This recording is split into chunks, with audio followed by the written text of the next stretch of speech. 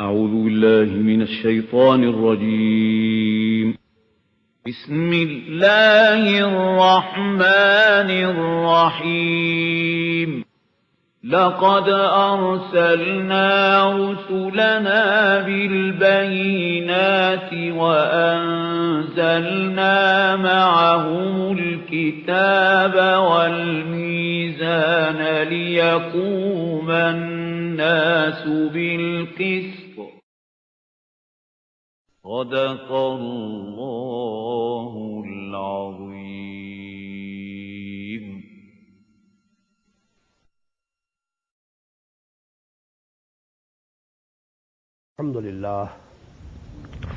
الحمد لله وكفى والصلاة والسلام على عباده الذين اصطفى خصوصا على أفضلهم وخاتم النبيين محمد الأمين وعلى آله وصحبه أجمعين. أما بعد فأعوذ بالله من الشيطان الرجيم. بسم الله الرحمن الرحيم. ألف لام ميم ذلك الكتاب لا ريب فيه هدى للمتقين الذين يؤمنون بالغيب ويقيمون الصلاة ومما رزقناهم ينفقون والذين يؤمنون بما أنزل إليك وما أنزل من قبلك وبالآخرة هم يوقنون أولئك على هدى من ربهم وأولئك هم المفلحون. صدق الله العظيم. رب اشرح لي صدري ويسر لي أمري واحلل عقدة من لساني يفقهوا قولي. اللهم ربنا ألهمنا رشدنا وأعذنا من شرور أنفسنا. اللهم أرنا الحق حقا وارزقنا اتباعه وأرنا الباطل باطلا وارزقنا اجتنابه. اللهم وفقنا لما تحب وترضى. آمين يا رب العالمين. As I told you in the introductory lecture, we are now beginning with the first grouping of the surahs. The Makki surah was Surah Al-Fatiha, which we have already studied.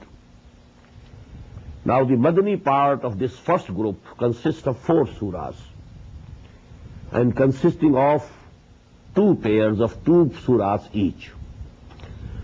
Surah Al-Baqarah, Surah Al-Imran, they are a pair. And that is evident from the fact that both start with the letters Alif Lam Mim. Then Surah Al-Nisa, Surah Al-Ma'idah, they are a pair. They start straight off. Ya ayyuhalladhina amanu, ya ayyuhan nas. This is how Surah Al-Nisa and Surah Al-Ma'idah starts. So this is the first pair of the Madani surahs. Now regarding Surah Al-Baqarah, please note, this is the largest and the biggest surah of the Quran. It comprises nearly 2.5 parts. It has 286 ayat, divided into 40 rukus. And this Surah Al-Mubarakah, not only regarding its size, it's one of the most important surahs of the Quran, rather I should say the most important surah of the Quran, because it has been said so by the Prophet Muhammad sallallahu alaihi wasallam himself. There's a hadith in which he said, لِكُلِّ شَيْءٍ سَلَامٌ وَسَلَامُ الْقُرْآنِ سُورَةُ الْبَقَرَةِ. Everything has its top, highest place. And we will say every phenomenon has a climax. And the top or the climax of Quran is Surah Al-Baqarah. Now these are the wordings of the Prophet sallallahu alaihi wasallam. This surah, I have given it a name, Suratul Ummatain, surah of 2 ummahs. The 2 ummahs, that is the present Muslim ummah, that is the Muslims, and the former Muslim ummah, the Bani Israel. This surah can be divided, just as we listen to the Hadith al-Qudsi, Qasamtu salata baini wa baina abdi nisfain. Surah Al-Fatiha divisible into 2 absolutely equal parts. Here again we have nearly equal halves of Surah Al-Baqarah. First part that comprises of 18 rukus and 152 ayat.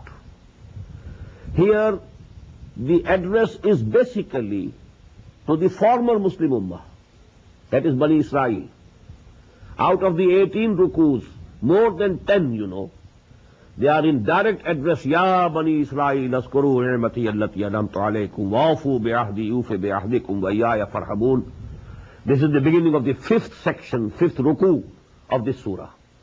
And in the 15th section again, Ya Bani Israel, askuru ni'mati allati anamtu alaykum, wa anni faddaltukum ala al-alameen.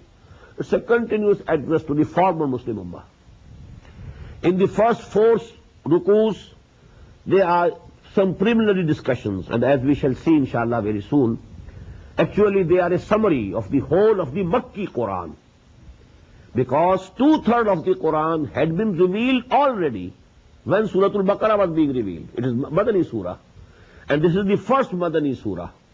The time of its revelation is beginning with the Hijrah till the time just before Ghazwatul Badr. So that is actually about 16 or 17 months. This surah was revealed bit by bit, part by part, during 16 or 17 months, extending from just after Hijrah to just before Ghazwatul Badr, the Battle of Badr. So this is the first Madani surah that way. But 2/3 of the Quran had already been revealed. That is the Makki surahs.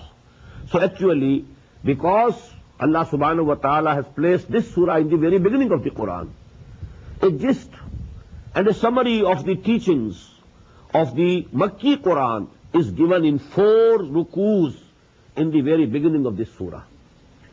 Then the 4 remaining rukus of this first part, they are tahweeli, because you will find that the change in the direction of Qibla from Jerusalem to Mecca, that is discussed in those 4 rukus.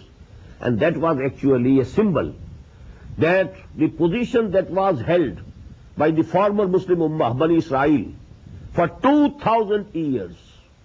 Now they are deposed from that position. They were the representatives of Allah subhanahu wa ta'ala on earth for 2,000 long years.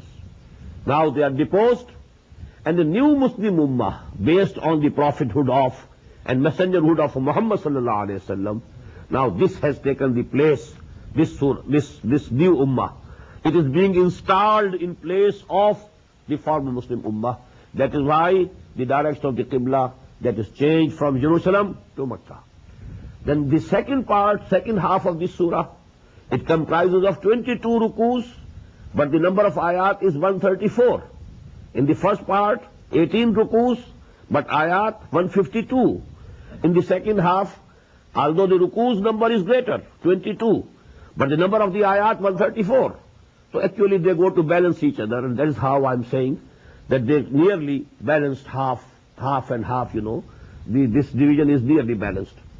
In that second portion, the address is to the Muslim Ummah exclusively. And 2 subjects are being discussed. Number 1, the Sharia, because the Sharia is revealed after Hijrah. Before Hijrah, there was no Sharia actually, no law. Nothing had been made farz except, Salah. And that was also made farz only a year or so before Hijrah. There was no zakah, there was no psalm, nothing was declared haram. Neither liquor was declared haram, nor interest was declared haram. No Sharia. So Sharia actually was revealed in the Madani surahs. And in Surah Al-Baqarah we find the blueprint, the basic principles, the blueprint of the Sharia of Muhammad sallallahu alaihi wasallam. And this goes to develop into Surah Al-Nisa, and then final Sharia has taken the form, the Sharia of Muhammad sallallahu alaihi wasallam in Surah Al-Ma'idah. So actually the legal injunctions of the Quran, and secondly jihad fi sabilillah, infaq fi sabilillah, qital fi sabilillah. These are the 2 subjects discussed in the second half of this surah, and there it's the address to the present Muslim Ummah. Now with this brief introduction, we start. The first 2 rukus of this surah are very important. If we keep it view, as I told you, Ta'wilul Khas, when they were revealed, what was meant and what was understood basically. by these wordings, by these ayat, when they were revealed at that time. And then we shall have the generalized view that if we just leaving away the historical background, if we focus our attention on the wordings, then the generalized inferences, then we shall discuss about them. Alif Lam Mim, these are the isolated letters of the Quran which appear in the beginning of 29 surahs of the Quran. In 3 surahs only single letter comes. Qaf, Noon, Qaf wal Quran al Majid, Noon wal Qalam wa ma yasturun, Sad wal Quran al Zikr. Then in some there are 2 letters, Hamim, Taha, Yasin. In some there are 3 letters, Alif Lam Mim, Alif Lam Ra. And in some there are 4 letters, Alif Lam Mim Ra, Alif Lam Mim Sad. And only 2, there are 5. Kaf, Ha, Ya, Ain, Sad, Ha, Mim, Ain, Sin, Kaf. And the meanings of these letters nobody knows. They are a secret between Allah and His Messenger. Although much has been said about these letters. But the consensus, general consensus is that nobody knows the real meanings with sure. There are certain judgments people have guessed something, but nothing definite. You can't be sure of those meanings. Zalikal kitabu la rayba fih. This is the book of Allah, Al-Kitab. This is the book. What does it mean? The book of Allah. La rayba fih, there's no doubt in it. No doubt in it about it's being revealed by Allah subhanahu wa ta'ala. Then there is no doubt in its contents. Its contents are also above doubt, and its revelation from Allah subhanahu wa ta'ala is also above doubt. Hudal lil muttaqeen. This is the guidance for the God-fearing. But I discussed this word taqwa in my Sunday lecture. Taqwa, you know, although generally piety, godliness, holiness, different words are used, but actually meanings are to save yourself. Muttaqeen, people who want to save themselves. Themselves what? From what? From the fire of hell, number 1. Displeasure of Allah, number 2. And basically, they have a moral sense within them. And they want to avoid and save themselves from evil. If this moral sense is active within them, then actually they will always be in search of the truth, in search of what we shall do. Those people who had given those, who had prayed to Allah subhanahu wa ta'ala, Ihdina sirat al-mustaqim, sirat al-lazina anamta alayhim. It was their desire. It was their own search. They wanted to have the guidance. Now actually this is the relationship between Surah Al-Fatiha and Surah Al-Baqarah. You ask for guidance, Hudal lil muttaqeen. This is the guidance. The guidance is being given to you. And these are the don'ts and do's. Do these things and don't do these things. Go this way, don't go this way. There's danger this way. This is the safety. This way you are safe. So actually this guidance is given here, Hudal lil muttaqeen. But as I discussed in that lecture, although we find in the 23rd section of this very surah, Hudal lin nas, this has the guidance for all humanity. But only those people will be able to avail of His guidance who have in themselves the search for truth and guidance, who want to have guidance. People who don't want to have any guidance, they will not be able to avail themselves of the guidance that Quran is giving. If somebody is not hungry, he will not, look towards any food. That food might be very nourishing and very tasty, but he has no hunger. He can't take it. So actually there should be a hunger. Then only you know what food is and how valuable it is, how much I need it. That is actually the need for guidance is taqwa. Because you want to save yourself from going astray. You want to save yourself from evils. You want to save from self from doom on the doomsday. If that desire is there, only then you will be able to avail of the guidance of the Quran. And who are those muttaqeen? الَّذِينَ يُؤْمِنُونَ بِالْغَيْبِ. Those who believe in the unseen, who know that the reality lies beyond the realm of our senses. Our senses, they are very limited. And the basic realities, they lie beyond. Just as Confucius, a very famous thinker of China, he has been reported to have said, there's nothing more real than what cannot be seen, and that there is nothing more certain than what cannot be heard. Things which are not visible by these eyes, which cannot be heard through these ears, they are the most real things. Actually, what we have this within the realm of our senses, this is a very shallow, superficial part of reality. So this is the basic thing, that if somebody, he denies, no, there's nothing beyond our perception, then he will not be able to avail of the guidance of this Quran. Only such a person who understands, who knows that our senses, these, they can reach, but to a very limited extent. The reality lies beyond it. يُؤْمِنُونَ بِالْغَيْبِ وَيُقِيمُونَ الصَّلَاةِ. And then they establish prayers. Because that reality, the Al-Haq, Allah subhanahu wa ta'ala, now you should have some contact with him, some communication with him. And to have a regular communication with him, you must establish prayers. وَمِمَّا رَزَقْنَاهُمْ يُنْفِقُونَ. And whatsoever we have given them, they spend out of it. Spend out for charity, for the pleasure of Allah subhanahu wa ta'ala, for the spreading of the message of Allah subhanahu wa ta'ala, for making the deen of Allah supreme. وَالَّذِينَ يُؤْمِنُونَ بِمَا أُنزِلَ إِلَيْكَ وَمَا أُنزِلَ مِنْ قَبْلِكَ. And those who believe in what has been revealed and sent down to you, O Muhammad sallallahu alayhi wa sallam. And not only you, but they believe also on what was sent before. They believe in Torah also, they believe in Injil also, they believe in Zabur also, and they believe that the prophets have been given these revelations and guidances before Quran also. وَبِالْآخِرَةِ هُمْ يُوقِنُونَ. Here we find the word is changed. Not yu'minun, but yuqinun. About the hereafter, they are convinced, they are sure. They are sure that this life is not all human life.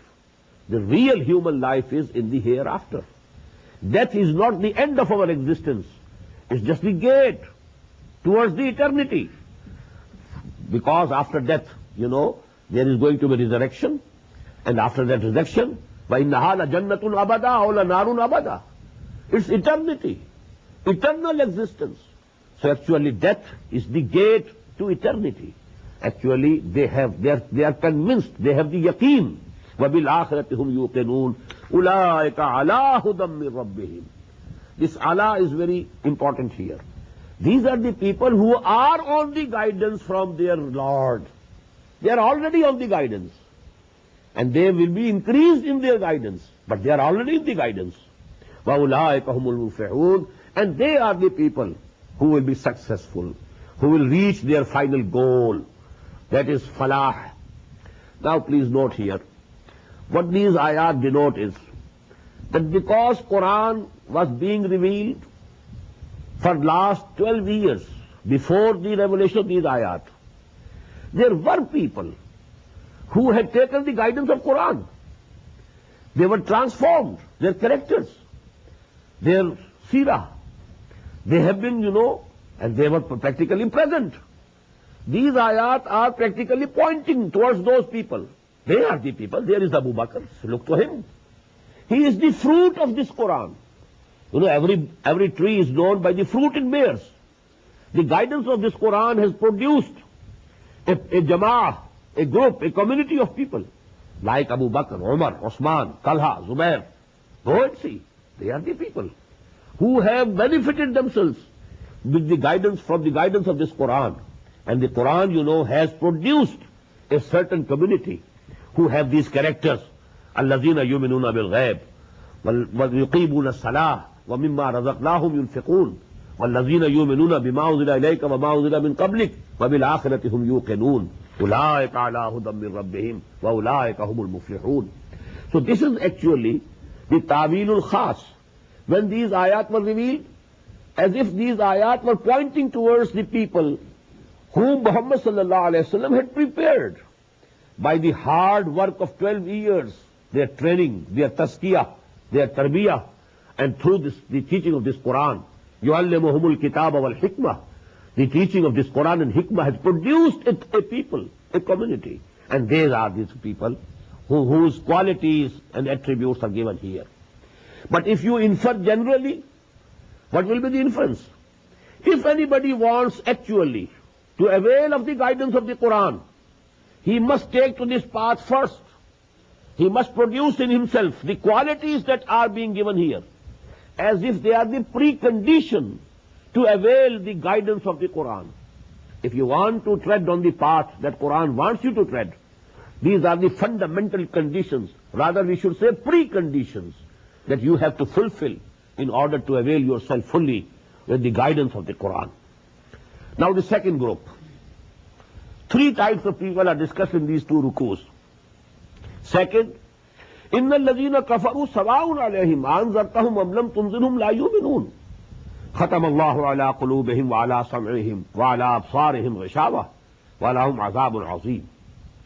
Verily those people who have denied, who have decided to be kuffar, to deny, سواء عليهم, for them it's equal. أَأَنذَرْتَهُمْ, whether you warn them, أَمْ لَمْ تُنذِرْهُمْ, or you don't warn them. La yu'minun, they are not going to believe. Now actually, here also Quran is pointing towards certain people. This is not general. So many people were kuffar, had not become Muslims till these ayat were revealed, and they became Muslims later on. So it cannot be a generalized meaning. Actually, it's a particular group. Those people whom Muhammad sallallahu alaihi wasallam had preached for 12 years at Makkah, and they had understood the message of the Quran, and from the depths of their heart they believed that this is correct, but they didn't want to accept it due to their haughtiness, due to their takabbur, due to their ghurur, because they were proud. They didn't want to follow Muhammad sallallahu alaihi wasallam. Why should we follow Muhammad sallallahu alaihi wasallam? Are we inferior to Muhammad? No. Then this is actually when they had decided, oh Muhammad sallallahu alaihi wasallam, it is equal. It's equally fruitless or equally without any result. Whether you preach them anymore, whether you go on warning them anymore, or you stop preaching to them and warning them. La yu'minun, they are not going to believe. They have decided to remain kafir. They will not accept you. Khatam Allahu ala qulubihim. Allah subhanahu wa ta'ala has put a seal on their hearts, wa ala sam'ihim, and on their ears, their hearing, wa ala absarihim gishawa, and on their eyes there is a curtain, there is covering on their eyes. Walahum azabun azim, and for them is waiting a very big torment. Now this again, please note, those people to whom preaching was done, the message of Quran had been conveyed to them year after year. 12 years Muhammad took sallallahu alaihi wasallam at Makkah. Abu Jahl, Abu Lahab, it is not that they didn't understand. They understood. Quran was in their own language, and they knew Muhammad sallallahu alaihi wasallam from the very birth. Abu Lahab at least knew him from his very birth. But they had decided not to accept him due to their haughtiness, their proudness. So actually now such people, they will not avail of your guidance. They will not avail of the guidance of the Quran. They will not benefit, O Muhammad sallallahu alaihi wasallam, from your preaching, from your warning. So it's equal to them. And because due to their refusal to accept the truth, Allah subhanahu wa ta'ala had punished them by putting a seal on their hearts. This seal is not in the beginning. This seal is put only when somebody refrains from accepting the truth, recognizing the truth that this is true. His heart tells him this is true, accept it, and he doesn't accept. Why? Because of proudness, or because of certain such reasons, haughtiness. Then Allah subhanahu wa ta'ala as a punishment puts his seal on his heart. Now he cannot see because there is a curtain before their eyes. They cannot hear because their hearing is also sealed, and now their hearts are closed for any guidance. وَمِنَ النَّاسِ, now the third degree, third type of people. وَمِنَ النَّاسِ مَنْ يَقُولُ آمَنَّا بِاللَّهِ وَبِالْيَوْمِ الْآخِرِ وَمَا هُمْ بِمُؤْمِنِينَ. And there are from among people who say with their tongues, with their mouths, Amanna billah, we believe in Allah, wa bil yawmil akhir, and the last day, the day of judgment, wa ma hum bi mu'minin, and they are not mu'min, they are not real believers. They profess to believe, they claim to believe, they say with loud words, we believe in Allah, we believe in the hereafter, in the day of judgment, but they are not believers. Now who are they? First of all, please note, they are actually two categories who are being referred here without giving them any name. Allah subhanahu wa ta'ala has not given them any title. But as far as we can understand, there are two types of people who are being discussed here. Generally people think that they are only munafiqeen, the hypocrites. But actually hypocrites as well as the Jews of Medina, both are included in this category. And actually hypocrites were also people under the influence of the Jews of Medina. They were under their influence. And they were the shayateen, people which we shall very presently read in these ayat also, the word. وَإِذَا خَلَوْا إِلَىٰ شَيَاطِينِهِمْ قَالُوا إِنَّا مَعَكُمْ إِنَّمَا نَحْنُ مُسْتَهْزِئُونَ. So actually this description, as you say in English, free to whom it fits. This is a narration, and it fits two groups of people of that time. Number one, the Jews. Number two, the munafiqun, the hypocrites, who said they were Muslims, but they were not Muslims, they were not Mu'mins. Why Jews? Because here you find, يَقُولُ آمَنَّا بِاللَّهِ وَبِالْيَوْمِ الْآخِرِ, not bil Rasul. Here the wordings are only that they say we believe in Allah and believe in hereafter, but not in the Rasul. We don't believe in the messenger. At least this is not their saying. And that was the position of the Jews, because we believe in Allah. And you also believe in Allah, we also believe in Allah. You also believe in unity of Allah, we also believe in unity of Allah.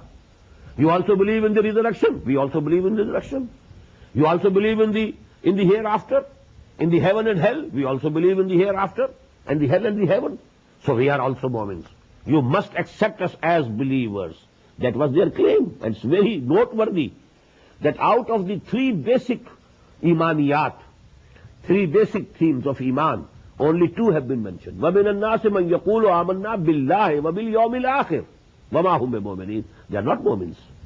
And in the same way, and when we shall read the description, this fits, the munafiqun of Medina also. Because they also actually, they doubted about the messengership of Muhammad sallallahu alaihi wasallam. We find in the Quran at different places that they said, for example, why these wars have been started, battles have been started. There's no express injunction in the Quran. لَوْلَا نُزِلَتْ سُورَةٌ. Why not a surah has been revealed in the Quran? And only on this demand of theirs, we find that Suratul Qital was revealed. Suratul Muhammad or Suratul Qital in the 26th part, which contains a very express injunction for going to war against the kuffar. So actually, they were not very sure about the messengership or prophethood of Muhammad sallallahu alaihi wasallam. They were also their claim was Iman billah, Iman bil akhir. Actually, they took Muhammad sallallahu alaihi wasallam not very seriously. And to obey Muhammad personally, that had become most difficult for them. So these both groups are included here. If you keep in view the Tawilul Khas, the groups who are in the background of these ayat. But when we shall infer generally, this will fit every munafiq for all times to come. Because, as a rule, please understand, whenever there is some ideological call, when there is some revolutionary movement started based on some ideology, you will always find three types of people. There are people who accept the ideology at its face value, and then they are ready to die for it, live for it, to do whatever it demands. Then there are people who are opposed to that ideology. They oppose it clearly, openly, tooth and nail.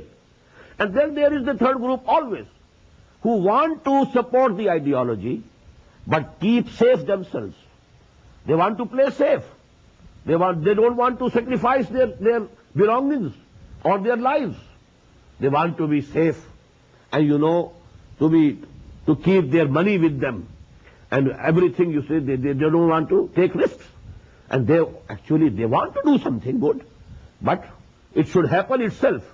Not that we have to do anything for it and we have to sacrifice anything for it. So these are the munafiqun, the third type of people who will always be found with every ideological movement, every revolutionary movement. People who believe it, take it at its face value, they plunge into deep waters, risking everything. People who refuse to accept and who oppose it tooth and nail, clearly. And people who are in between. La ilaha haulai wa la ilaha haulai. They are neither on that side, neither on this side. They are somewhat on this side, somewhat on that side. Meaning thereby neither on that side, neither on this side. So these are the munafiqun, and this is the third group which is being discussed here. وَمِنَ النَّاسِ مَنْ يَقُولُ آمَنَّا بِاللَّهِ وَبِالْيَوْمِ الْآخِرِ وَمَا هُمْ بِمُؤْمِنِينَ. And they are not believers, they are not the real mu'mins. يُخَادِعُونَ اللَّهَ وَالَّذِينَ آمَنُوا. They try to deceive. يُخَادِعُونَ, I've added the word try. They are trying to deceive Allah and the people who believe, the real believers. Mukhada'ah, this is Baba Mufa'ala, this is trying against each other. So يُخَادِعُونَ اللَّهَ وَالَّذِينَ آمَنُوا. They are trying to deceive Allah and people who believe, the mu'mins. وَمَا يَخْدَعُونَ إِلَّا أَنفُسَهُمْ. And they are not deceiving anybody except themselves. They are deceiving themselves. When they claim they are mu'min, they are deceiving themselves. When they think that they can please Allah subhanahu wa ta'ala through this verbal attestation only, well, they are wrong. They are deceiving themselves. وَمَا يَشْعُرُونَ. But they perceive it not. They have not the sense that they are deceiving themselves. وَلَا يَشْعُرُونَ. فِي قُلُوبِهِمْ مَرَضٌ. In their hearts there is a disease, there is an ailment. That ailment is of doubt, shak, raib, doubt. And this is actually, this shak and raib, then it goes to develop into nifaq, into hypocrisy. فِي قُلُوبِهِمْ مَرَضٌ فَزَادَهُمُ اللَّهُ مَرَضًا. Allah subhanahu wa ta'ala has increased them in their disease. This is the rule of Allah, this is the sunnah of Allah, this is the habit of Allah subhanahu wa ta'ala. If you take to the right path, He will help you in proceeding forward on that right path. If you choose the wrong path, He will help you. Go ahead, further and further. And if you are in between, He will leave you there. It's your own choice. Imma shakiram wa imma kafura. Allah subhanahu wa ta'ala has given the choice to you, to me, to every human being. When the decision he makes, Allah makes that way easy for him to proceed further and further. All the difficulties of the right path, they are made easier for him. All the big evils of the wrong path, for those people who choose to take that wrong path for themselves, then they are made easy for him. And they go after one big evil to the another bigger evil, and then to the still bigger evil. They go forward. So actually this is the habit of Allah. فِي قُلُوبِهِمْ مَرَضٌ فَزَادَهُمُ اللَّهُ مَرَضًا. Allah has increased them in their disease. وَلَهُمْ عَذَابٌ أَلِيمٌ. And for them is a very painful torment. بِمَا كَانُوا يَكْسِبُونَ. On the basis of, because of the lie that they had been telling.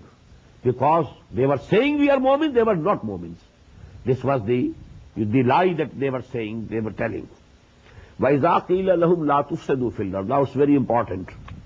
This third category of people, as I told you, one type of people who accept that dawah, that call, that ideology, and then they plunge into deep waters, risking everything. Other one, they have rejected the ideology, rather they have decided to oppose it, and they are opposing it tooth and nail. And then this third group is in between. They want to make peace between evil and good, between batil and haqq. They want to make peace between them.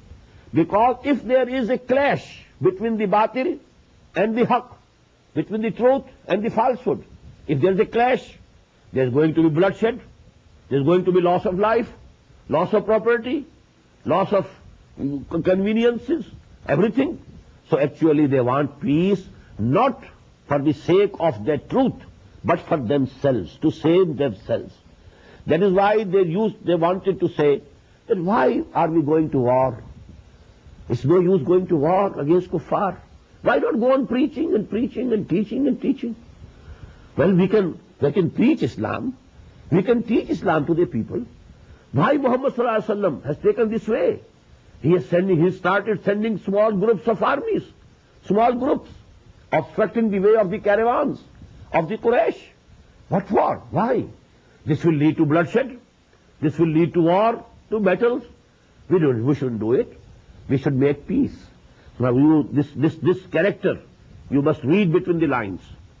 وَإِذَا قِيلَ لَهُمْ لَا تُفْسِدُوا فِي الْأَرْضِ قَالُوا إِنَّمَا نَحْنُ مُصْلِحُونَ. When it is said to them, don't make mischief on the earth, they say, oh no, we are the peacemakers. What was the mischief? Muslims, the true mu'min, said to them, if you accepted Muhammad sallallahu alaihi wasallam as the messenger of Allah, if you accepted Islam, then be true Muslims. Now obey him in every respect. When you have accepted him, now you have to obey him. Why this difference of opinion? This is actually mischief. This is fasad. La tufsidu fil ard. There is a party. You are breaking the discipline of the party. This party must be disciplined. Bunyanun marsus. Inna Allah yuhibbu allazina yuqatiluna fi sabilihi saffan ka'annahum bunyanun marsus. You should be like, a fortified wall. Not different people, individuals, So this group should be very much integrated. And why are you making this fasad? And the reply was, قَالُوا إِنَّمَا نَحْنُ مُصْلِحُونَ. No, we want to make peace. Muhammad wants to make war, sallallahu alayhi wasallam. And we want to obstruct this warmongering. We want to have peace. أَلَا إِنَّهُمْ هُمُ الْمُفْسِدُونَ. Now this is the decree of Allah subhanahu wa ta'ala.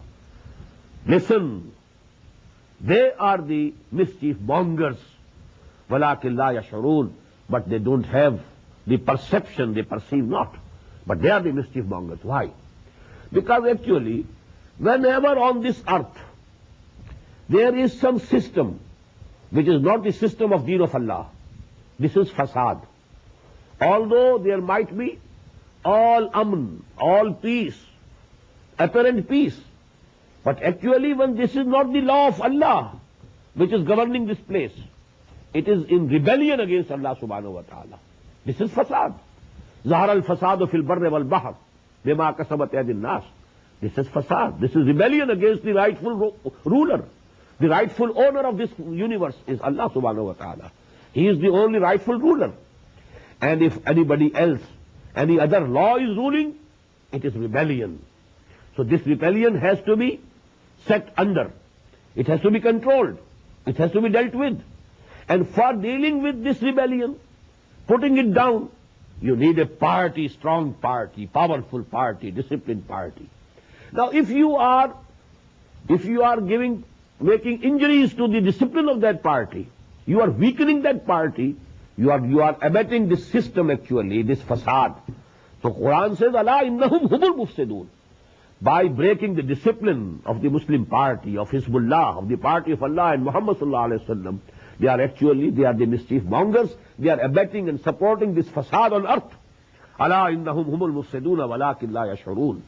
Wa idha qila lahum aminu kama aman nas. And when it is said to them, you should also believe just as the others have believed. You look to Abu Bakr, look to Umar, look to Sa'd ibn Ma'az, look to Sa'd ibn Ubadah, radiyallahu ta'ala anhu ajma'in. They are the believers. Why don't you follow them? Why don't you take to their examples? What did they say? Very interesting. وَإِذَا قِيلَ لَهُمْ آمِنُوا كَمَا آمَنَ النَّاسُ قَالُوا أَنُؤْمِنُ كَمَا آمَنَ السُّفَهَاءُ. They said, should we believe just as these fools are believing? They thought they are fools. They are fanatics. They are risking everything. These are fools who have left their homes and hearts and they have come over from Makkah to Medina. Are they, wise people? They don't look to whatever is injurious to them, whatever is harmful to them, whatever is beneficial for them. They have just migrated from Makkah, leaving their families, their home, not only their homes and hearts, their families, at the mercy of the wolves of Makkah. They have come over here. And they are fools. Actually, we are not fools like them. We are not going to risk our lives and properties and our wealth. We are not going to take that path. وَإِذَا قِيلَ لَهُمْ آمِنُوا كَمَا آمَنَ النَّاسِ قَالُوا أَنُؤْمِنُ كَمَا آمَنَ السُّفَهَاءُ أَلَا إِنَّهُمْ هُمُ السُّفَهَاءُ وَلَكِنْ لَا يَعْلَمُونَ. Listen to it. Hearken. They are the fools, but they don't have the perception. They don't have the knowledge. Abu Bakr is not a fool. Umar is not a fool. And Sa'd ibn Ibadah and Sa'd ibn Mu'az, they are not fools. These are fools. Abdullah ibn Ubay is the biggest fool of Medina. And the people who are like him, people who are obeying him, people who are taking his part, they are the fools. Because actually they don't know what is really good and beneficial for them. Because real life is the life hereafter. And this is injurious for them. Because we read in Surah An-Nisa, إِنَّ الْمُنَافِقِينَ فِي الدَّرْكِ الْأَسْفَلِ مِنَ النَّارِ. These munafiqeen will be in the lowest part of hell. In the lowest section of hell, they will be placed. So actually they are fools. وَإِذَا لَقُوا الَّذِينَ آمَنُوا قَالُوا آمَنَّا. And when they meet the people who believe, really believe, they say, we also believe. وَإِذَا خَلَوْا إِلَىٰ شَيَاطِينِهِمْ. Now this is the word, please note. When they are in privacy with their devils, with their chiefs. Well, these are the chiefs, the Jews of Medina. The munafiqeen were actually, they were in close liaison with the Jews of Medina. وَإِذَا خَلَوْا إِلَىٰ شَيَاطِينِهِمْ قَالُوا إِنَّا مَعَكُمْ. There they say, we are with you. Don't think.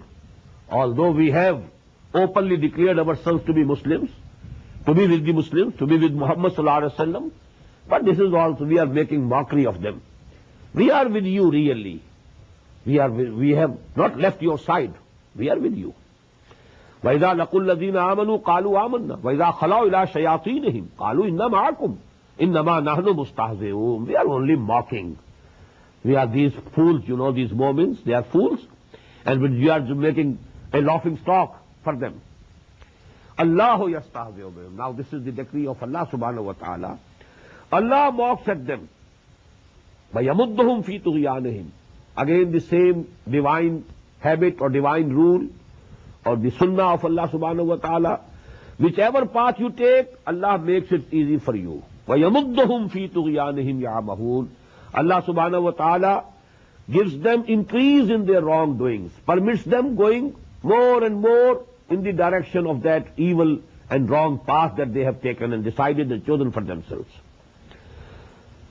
أُولَٰئِكَ الَّذِينَ اشْتَرَوْا الضَّلَالَةَ بِالْهُدَىٰ. They are the people who have purchased error, falsehood in exchange for guidance. Very beautiful words. Now guidance of the Quran came to them. Now they have two options. Either accept the guidance of the Quran or the opposite of it. That's the falsehood. That is batil. That is error. That is sin. That is disobedience to Allah. Actually now they have given away the guidance of Quran, guidance of Muhammad sallallahu alaihi wasallam, and taken for themselves, accepting for themselves. They have exchanged the guidance for zalala, for the error, the falsehood. فَمَا رَبِحَتْ تِجَارَتُهُمْ. And this trade of theirs, it has not benefited them at all. This is the sort of tabsirah from Allah subhanahu wa ta'ala, a commentary from Allah subhanahu wa ta'ala. أُولَٰئِكَ الَّذِينَ اشْتَرَوُا الضَّلَالَةَ بِالْهُدَىٰ فَمَا رَبِحَتْ تِجَارَتُهُمْ وَمَا كَانُوا مُهْتَدِينَ. And they are not going to reach the destiny. They cannot have now the guidance because they have gone very far on this path of nifaq and munafiqah. مَثَلُهُمْ كَمَثَلِ الَّذِي اسْتَوْقَدَ نَارًا. Now there are two similes here. And there are two opinions. One opinion is that both these similes are regarding this third category. The in-between people, neither this side nor this side. La ilaha ulai wa la ilaha ulai. Muzabzabina baina zalik. Neither the believers nor opposing, apparently or openly. In between. And both the parables or both these similitudes, they are about these very people. Some are very deep in this quality of hypocrisy, and some are shallow. But the opinion which I hold, and I agree with the people who think that way, that is that the first simile is for the kuffar, and the second simile is for the munafiqeen. For the kuffar, we read these ayat, إِنَّ الَّذِينَ كَفَرُوا سَوَاءٌ عَلَيْهِمْ أَنذَرْتَهُمْ أَمْ لَمْ تُنذِرْهُمْ لَا يُؤْمِنُونَ ختم الله على قلوبهم وعلى سمعهم وعلى أبصارهم غشاوة ولهم عذاب عظيم. For them now there is a misal, a similitude. مثلهم كمثل الذي استوقد نارا. Their likeness is as the likeness of one who kindled a fire. Now this is actually a situation which you can imagine. It commonly happened to the Arab people when they used to travel in the desert. Now a caravan is traveling during the night. And they used to travel during the night, mostly, because the days were very hot. One couldn't take, to travel in the daytime. So during the night. And it did sometime happen that they lost the way. Now they are lost, where we are. And darkness. And in that darkness, somebody takes the courage, gathers some timber, and then, kindles a fire. Now they can see where they are, their whereabouts. Where are we? But at this moment, something happens to a group of people that their sight is gone. So they are again in the darkness. Before that fire, there was darkness outside, although their own sights were intact. But now the mahal, the environment, the surroundings are enlightened, but their sight is gone. So they are again in the darkness. This is the position of those. Actually, Muhammad sallallahu alaihi wasallam kindled the fire and light of Hidayah. But there were certain peoples who, out of jealousy, out of their haughtiness, they didn't like to see the light of the day. So actually their sight was taken away by Allah subhanahu wa ta'ala, and now they are groping in the darkness. Summun bukmun umyun fahum la yarji'un. This is the likeness of the people of the second group. إن الذين كفروا سواء عليهم أنذرتهم أم لم تنذرهم لا يؤمنون ختم الله على قلوبهم وعلى سمعهم وعلى أبصارهم غشاوة ولهم عذاب عظيم. مثلهم كمثل الذي استوقد نارا. Their likeness is to the likeness of a one person who kindled a fire. فلما أضاءت ما حوله, and when it lighted all around him, ذهب الله بنورهم, Allah took away their sights. وَتَرَكَهُمْ فِي ظُلُمَاتٍ لَا يُبْصِرُونَ, and now left them in the darknesses, they cannot see anything. صُمٌّ بُكْمٌ عُمْيٌ فَهُمْ لَا يَرْجِعُونَ. They are deaf, they are dumb, they are blind, and they are not going to return. They cannot return. Don't hope, O Muhammad sallallahu alayhi wa sallam, or you, O Muslims, that any one of them will ever return to the path of Allah. Because now Allah subhanahu wa ta'ala has taken away their sights. ختم الله على قلوبهم وعلى سمعهم وعلى أبصارهم غشاوة. So I think that this simile is for that group. And for the munafiqeen of second simile. أو كصيب من السماء, or the similitude of a rainstorm. فيه ظلمات ورعد وبرق. There is a rainstorm from the sky, wherein there is darkness and thunder and lightning.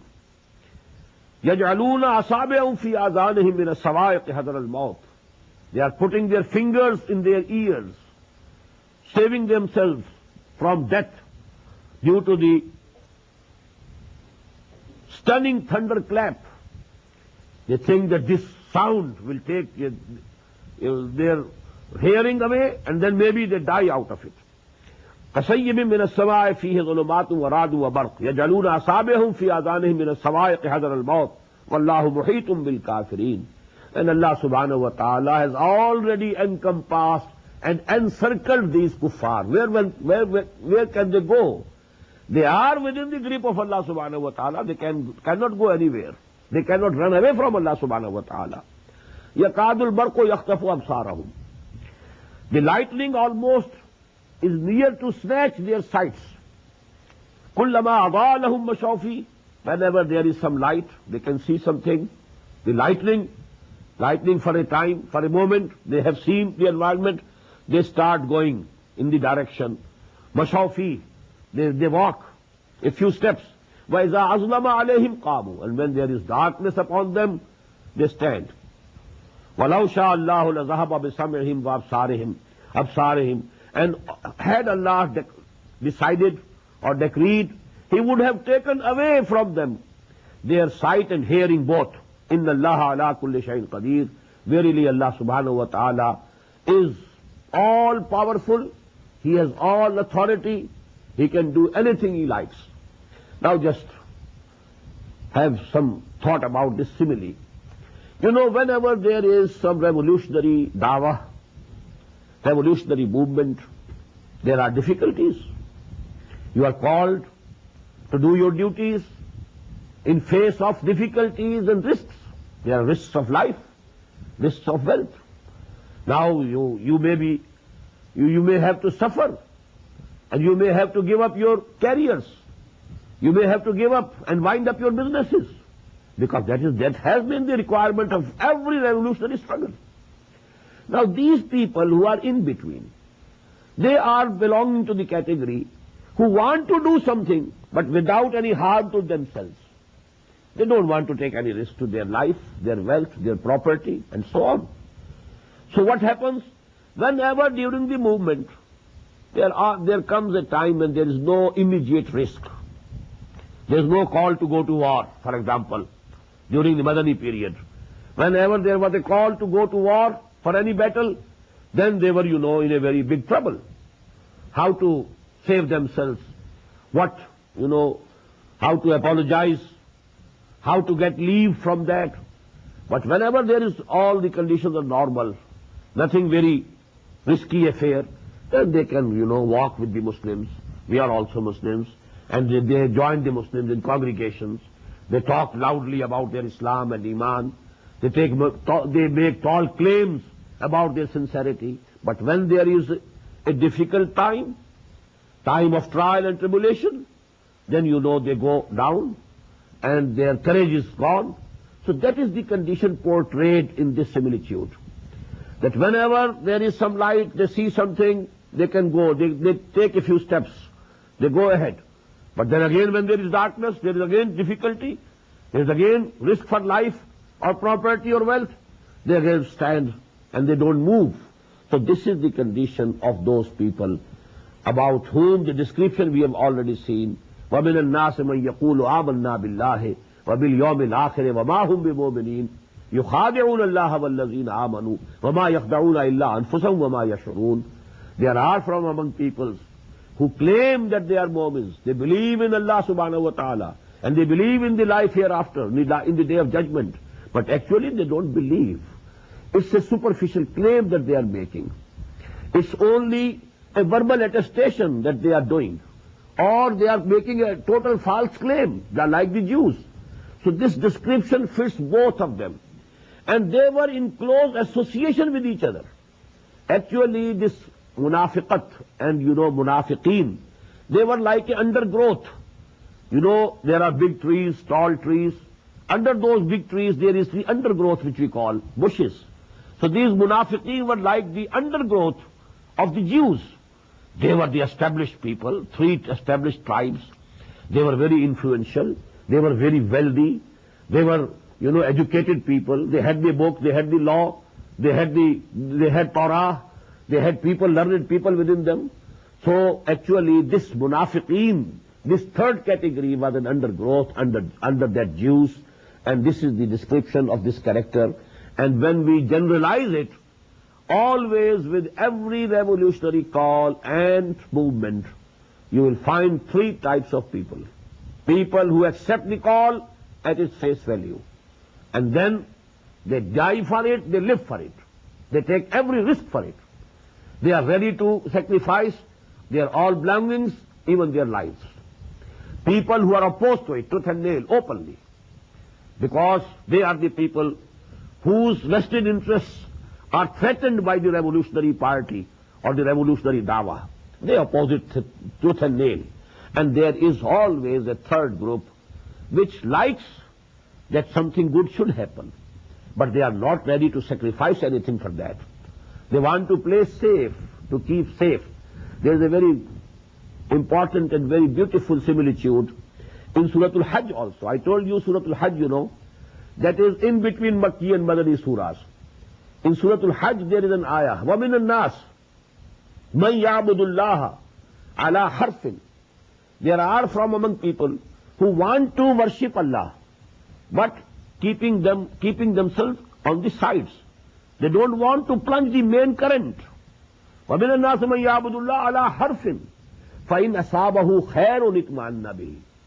If there is khair, if there is safety, if there is, you know, all the sureties and everything is okay, itmanna bihi, he is also satisfied.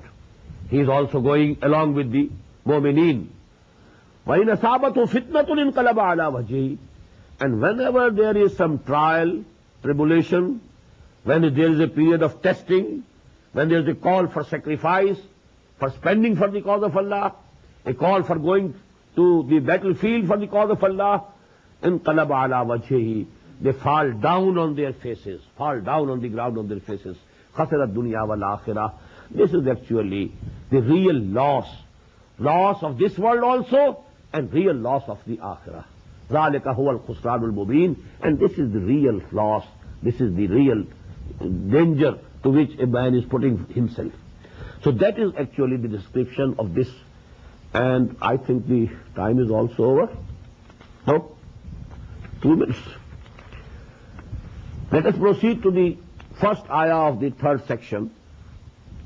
يَا أَيُّهَا النَّاسُ اعْبُدُوا رَبَّكُمُ الَّذِي خَلَقَكُمْ وَالَّذِينَ مِنْ قَبْلِكُمْ لَعَلَّكُمْ تَتَّقُونَ. Instead of giving you the translation, let me give you the introduction to the third and fourth sections. These two sections of this surah, as I told you in the beginning, they give you a gist and a summary of number one, the call of Quran. What's the call of Quran? Number one. And number two, the basic philosophy of Quran. All these subjects have been discussed in detail in the Makki surahs. But you know, as I told you, that because Allah subhanahu wa ta'ala has placed a Madani surah in the very beginning of the Mus'haf, the gist and summary of that Makki Quran is given here in two sections. Very important. What's the basic call of Quran? That we will find in the third section, third ruku. What's the basic philosophy of Quran? What's the position of man in this universe? On what basis that position has been given to him? And what is the struggle between evil and good that is going on throughout the history? The struggle within a man, within the personality. There is a struggle always going on within our personalities between good and evil. Something is taking us towards evil, and something wants to take us towards good, towards virtue. This is a struggle. A war is going on in the inner, battlefield of our personalities. And then there is a war going on the outside world. There is the philosophy of history of Quran, that this is a struggle between the forces of evil and forces of virtue and good. There is the forces of Allah subhanahu wa ta'ala on one side, and the forces of shaitan on the other side. दुनिया को है फिर मार का रूह बदन पेश, इबलीस ने फिर अपने दरिंदों को उभारा, अल्लाह को पामर दिए मोमिन पे भरोसा, इबलीस को यूरोप की मशीनों का सहारा. तो that struggle is going on. सतीरा कार रहा है अजल से ताइमरोज, चिराग मुस्तफवी से शरार बूलहबी. That struggle has been going on. But what is the basis of that struggle? That will be discussed in the fourth section, inshallah, and those two sections, inshallah, we shall study in the next session. Barakallahu li wa lakum fil Quran al-Azim wa nafani wa iyyakum bil ayati wa dhikr al-hakim. Allahu Akbar,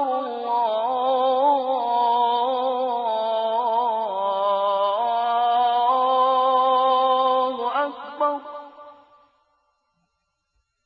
The Islamic Organization of North America, IONA, is an organization dedicated to reviving the Quran into the hearts of Muslims while bringing its message to non-Muslims. The obligations of a Muslim as ordained by the Quran and Sunnah can be understood as having 4 levels. 1. A Muslim is required to develop real faith and conviction, iman, in one's heart. 2. A Muslim is required to live a life of complete submission to the will of Allah subhanahu wa ta'ala. 3. A Muslim is required to propagate and disseminate the message of Islam to humanity as a whole. 4. A Muslim is required to try his utmost in establishing the just Islamic order. The first and foremost objective of establishing Iona is to assist the Muslims in North America to uphold and implement these obligations, first on themselves, their families, inform their friends, and then to invite the non-Muslims to Islam. The ultimate goal is to seek Allah's pleasure and salvation in the hereafter.